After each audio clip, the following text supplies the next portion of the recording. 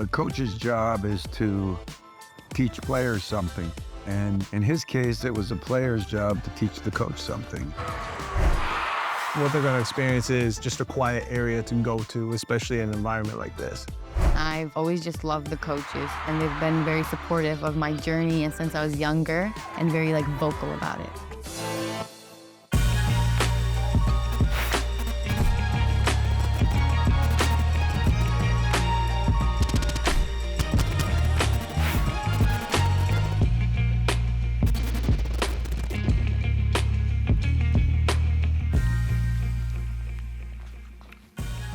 What's up, beautiful people? Welcome to Beyond the Score. I'm your host, Al Martin. Now, we've all heard the words, "you can't." It can be discouraging, but for some, it pushes us to prove the doubters wrong. Anthony Ianni has heard those words countless times. He's taken "you can't" and shown that you can. He went on to become the first Division I college basketball player identified as being on the autism spectrum, playing for Michigan State's Basketball Hall of Fame head coach, Tom Izzo. He now works as a school administrator in the city of Detroit, and he's championing something personal. He struggled with the fan experience as a child while attending sporting events, and now wants to make that experience more inclusive for fans with autism.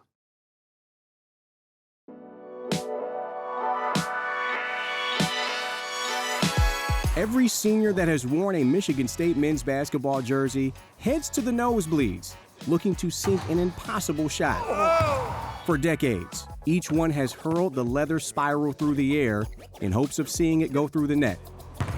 This is Anthony Ianni, a name etched in Michigan State history, not just for his height and hoops talent on the hardwood, but for his heart.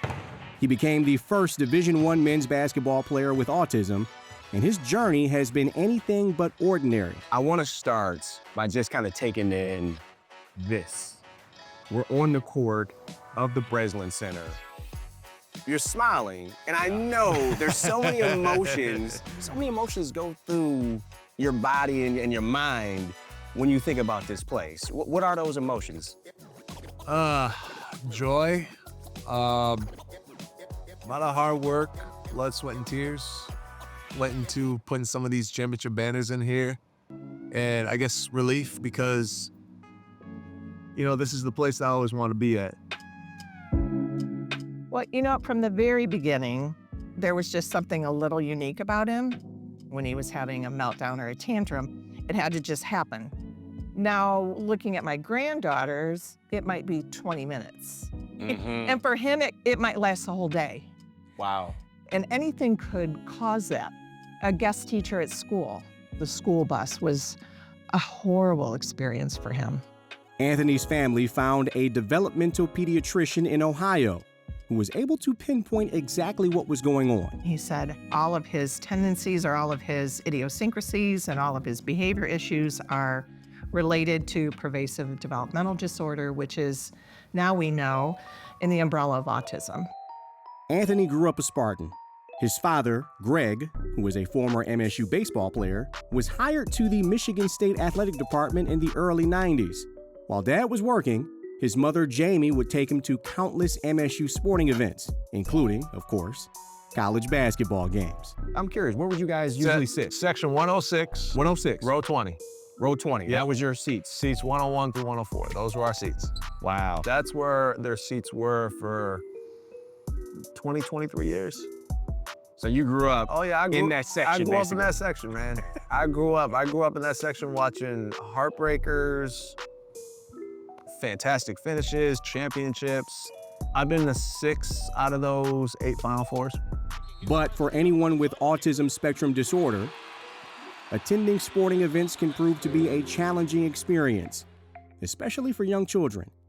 What is that like? What would happen to you? I'm sure you shaken a Coke bottle before. An explosion. Just an explosion. That was me right there. Because you throw buzzer, crowd, lights, arena, all into one, and it's shaken up, and all of a sudden you open that bottle up in the back.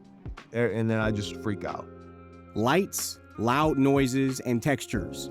All ever-present stimuli for fans in the stands, but those with ASD can be sensitive to all of them. Social skills, such as relating to people and holding conversation, also prove to be difficult.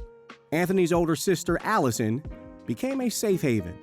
I was always trying to shield him from situations before they could occur. Anthony just had a tendency when we were younger to make statements that he thought were funny that really weren't, or they didn't make sense in the situation. And so people would often take that and use that to poke fun at him.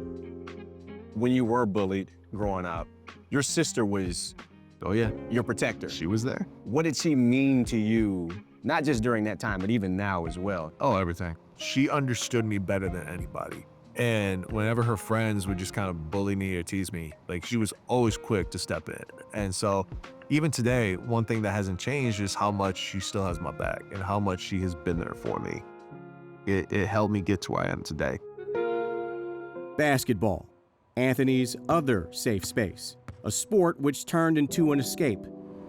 Well, he started playing Al when he was they had an elementary school league down here at Okemos. And they always identify the biggest kid, right? And so he was that guy. And he wasn't included in things with his classmates because he was different. And basketball made him feel like he's one of the guys because they didn't care who he was. All they cared about is he could play basketball. When Anthony got ingrained into basketball culture, was that the first time that you guys saw Anthony truly belong to a group? Oh, no question. When you told your team, they embraced you, especially Jonathan Jones, Yeah, right? JJ took me under his wing right away because from when he was on varsity his freshman year, he saw a lot of him when it came to me. I didn't know a lot of those guys, but they embraced me. Like I quickly became the little brother of that group. And when I first told JJ about my autism, he's like, dude, I don't care. Like that doesn't define you. Center, 6'10" junior, 44, Anthony Ianni. That acceptance helped Anthony to flourish on the court. He turned out to be so good that while at Okemos High School, he quickly became one of the top players in the area. One of his standout games came when he helped lead the school to the Class A state title game against Saginaw Arthur Hill. Anthony, a 6'10" center, poured in 23 points and 9 rebounds. Phillips gets it back. Underneath it goes. And gets the roll. And that will just hang there and roll off. But Ianni with another putback. Bobby Alvarez looking for Ianni. He's got him. Yes. Parker back inside. And one. Yes, on the master. Hook. Is that Kevin McHale or Anthony Ianni? Okemos would fall short, but it was clear that Anthony had a chance at playing ball at the college level. With Anthony's father, Greg, going on to become deputy athletic director at Michigan State, that allowed him to attend MSU basketball practices, where he got to know Basketball Hall of Fame head coach Tom Izzo pretty well. You were really young going to Coach Izzo's office and saying, I'm going to play for you. I want to be on this roster. You remember that, Coach? Oh, yeah. What was your reaction to that, seeing this little kid say, hey, Coach, I'm going to play for you when I get bigger? There you have it. That was my reaction. Right? It was cute at the time, but I thought he was crazy at first, you know? But I think that's the beauty of the story is that he did. You did. He did. Anthony became the first known college basketball player with autism, spending 2 seasons at Grand Valley State University. He would then transfer to MSU. Izzo admits that coaching Anthony forced him to grow as a coach and person. The coach's job is to teach players something. And in his case, it was the player's job to teach the coach something, you know, and had no idea how to deal with it. I mean, ignorantly, if you want the truth, just no knowledge of it.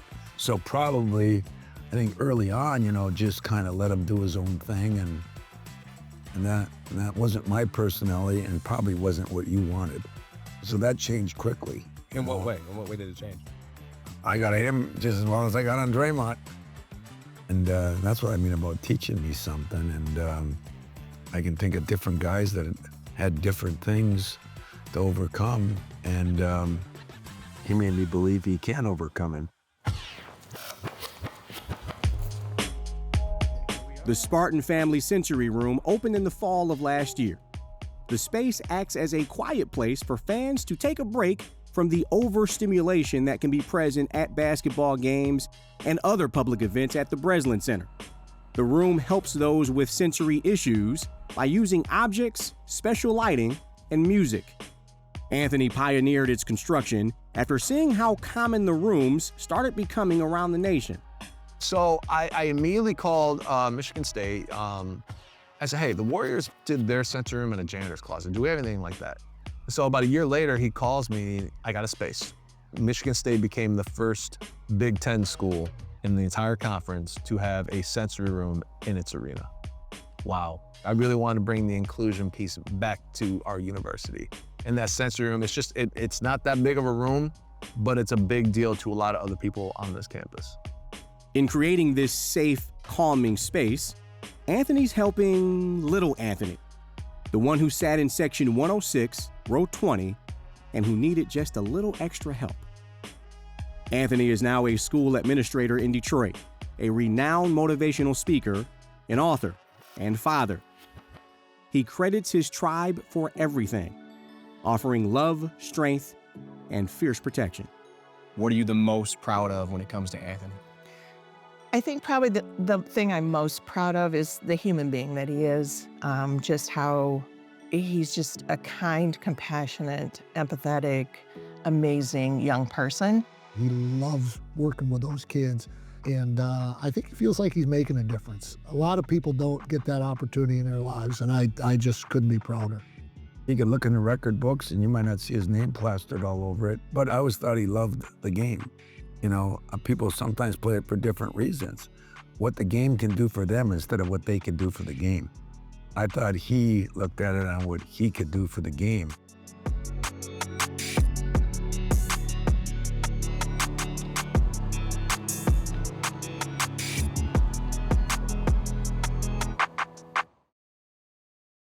One additional note, Anthony wants to see more sensory rooms around the Big Ten and is in talks with universities who are looking to make that happen. Our next story features the Michigan State Women's Gymnastics program, which is now taking center stage.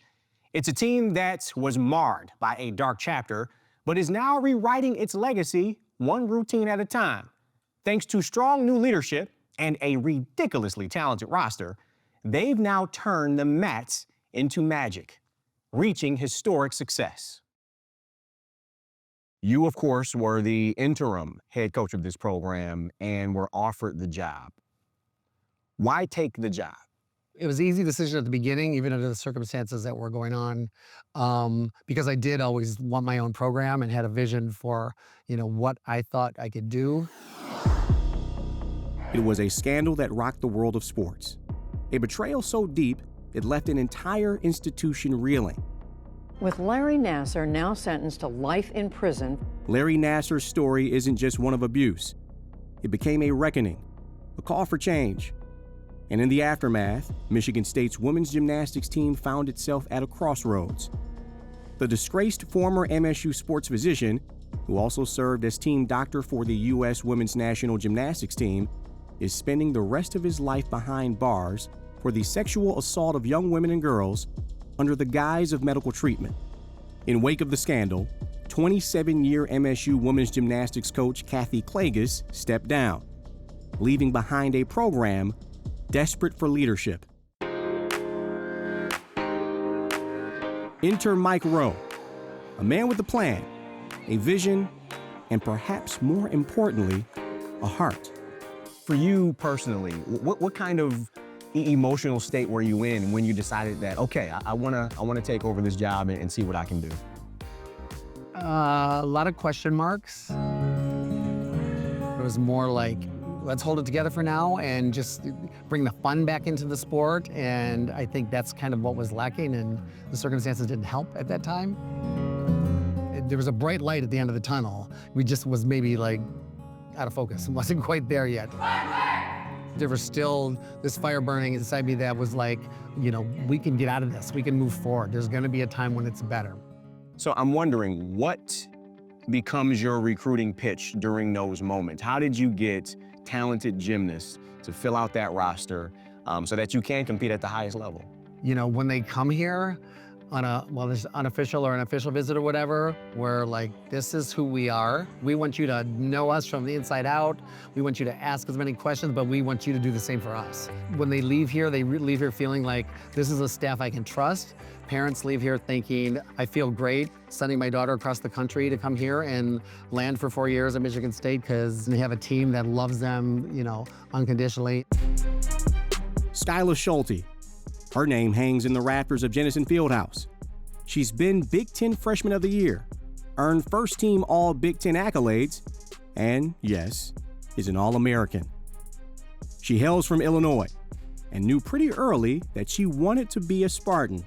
You said you were really young when you decided to commit to the program. How young were you? I was a freshman in high school. Honestly, because I was so young, I think my parents wanted me to take longer time to pick a program to join to. So I actually never went on an official. Wow. I had an unofficial. I wasn't allowed to be in the gym. I couldn't really interact with the girls on the team, but I could watch from outside of the gate, and just the way that the team dynamic and everybody kind of got along. Everybody's laughing, having fun, while they're conditioning. It made me super excited for what I want to do here. Skylar's parents are both MSU grads. Her father is a former Spartan wrestler. I grew up wanting to come here, and obviously they would love for me to come here, but they also wanted me to kind of pick my own journey. They didn't want their story to be mine, so they wanted me to go on other official visits and just see other schools, but I told them that I didn't want to and that this is where I wanted to be for the next 4 years. What is it about Coach Rowe that sold you? I would say probably just his personality. He's just a goof. His personality, he has a story for everything. Gabby Stephen, from Illinois like Skylar, and Nikki Smith, who is from the Detroit area, are also accomplished gymnasts rocking the green and white leotard. They say that Coach Rowe's charm has a domino effect, bringing this team together as a family. I think it really started a lot from my freshman year and growth in just embracing who we are. People are crazy on our team. If you look at any other team on campus, they'll know when the gymnastics team is coming, it's a ruckus. And you can tell when we're competing, people will approach us and tell us I can tell you guys really care about each other when we're competing. We do. It's not fake at all. We can really be completely ourselves around each other. We bond in and outside of the gym. And there's a delicious word that has become a form of encouragement for the team. We're not allowed to give each other corrections in our routine, so we say mangoes. So mangoes. Okay. Yeah. So if you ever hear us shouting mangoes, that's us. It means really whatever you need it to mean in the moment. Breathe, take your time, straighten your knee. You got it. Mangoes. Mangoes keeps MSU gymnastics grounded in unity, and the program may have picked its sweetest addition yet.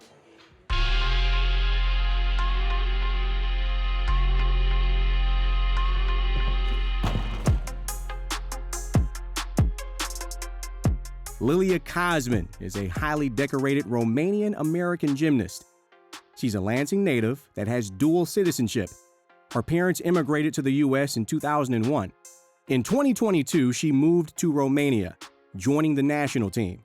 And after 12 years of not competing on the Olympic stage, Lilia helped them break that streak, competing in the 2024 Paris Olympic Games. She now becomes Michigan State's first ever Olympic recruit. Ever since I was younger, I would tell my parents, I want to compete at the Olympics. I want to go there.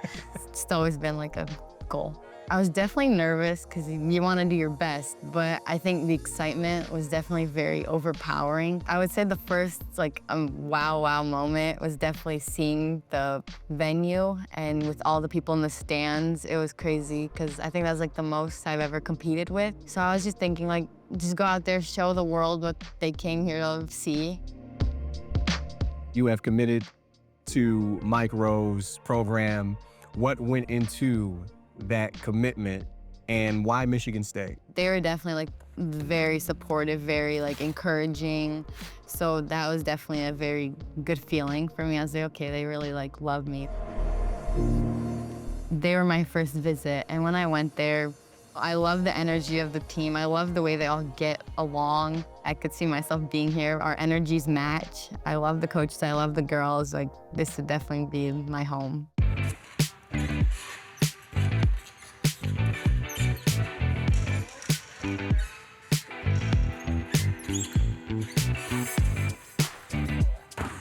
What is it about Coach Rowe and his personality that you like? Everything. He's very bubbly. I'm gonna let him know you said that. Yeah. She was ready to go to the airport. We were in the kitchen. She took her backpack on. She was ready, kiss, and she said, so what university do you think I should pick? I was like, now you ask me? I mean, it's now? I mean, you're leaving right now for the airport to go to Romania and you ask me now? Right. I said, my answer is this, whatever you feel comfortable with, because you will have to live with it. When you have an Olympian on your roster who goes out to Paris, is a part of Team Romania, what does that do for Michigan State's gymnastics program? Lilia knows where the program has been and has evolved to, and I think she has a strong feeling that she could be a good part of this program rising even higher. Now we have Olympians wanting to come here. It just makes you feel good. The transformation of the program was seen front and center of the collegiate gymnastics world earlier this year. It was already a season for the ages, winning back-to-back regular season titles. Now it was time for the elusive Big Ten Championships meet, which the program had never won. Sure, Coach Rowe and his team have always believed that a Big Ten Championships title was possible. But it's one thing to dream it, and a whole nother thing to live it.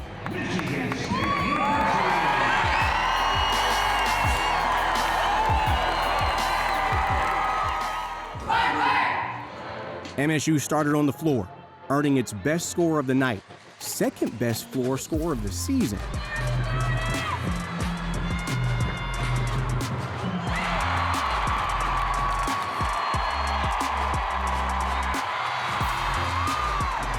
Then to vault, Skyla leading off, Gabby and Nikki to finish.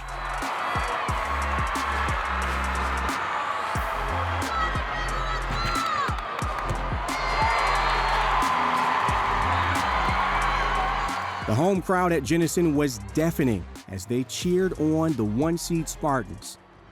On to bars.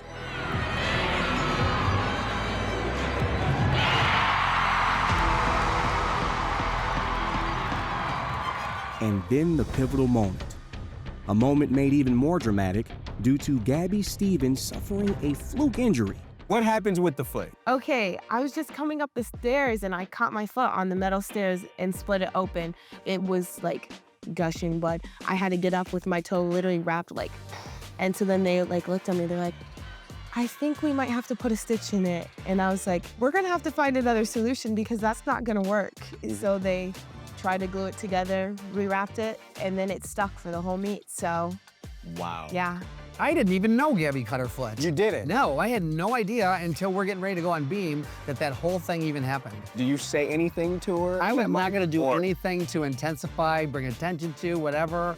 I had full confidence in Gabby that she is who she is and she's not gonna have a problem with it. With Gabby in the anchor position on beam and her foot held together with tape and glue, she did what this program has done time and time again when staring in the face of adversity.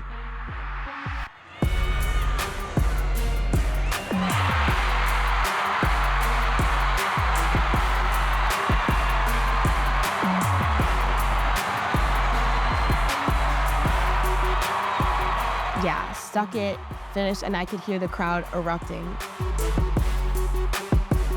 Just looking up, and then the score changed, and I was like,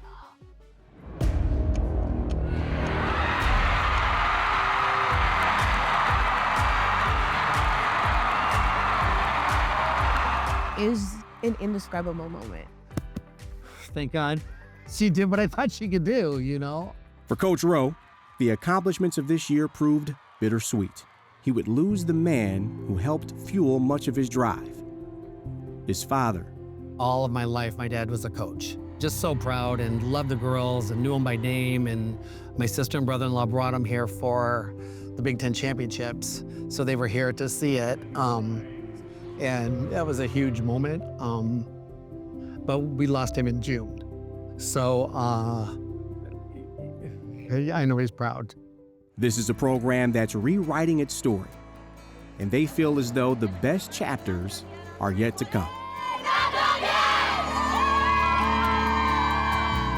I think we have an ultimate goal, and that is nationals, and we all know that. But I think it's really about staying in the present. I think that there's a hunger on the team still. We want to be one of the last 4 teams standing on the floor at NCAAs in Fort Worth. The sky's the limit for this program.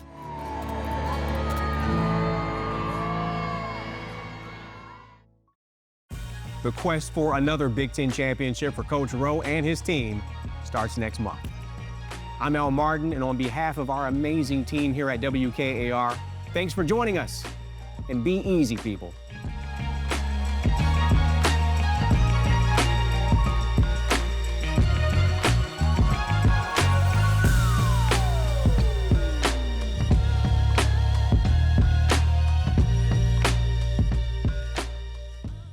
Beyond the Score is supported in part by Capital Insurance Services, offering comprehensive personal and commercial insurance, including medical professional liability to Lansing and throughout Michigan since 1980. More resources and information about offerings at capitalinsurance.com.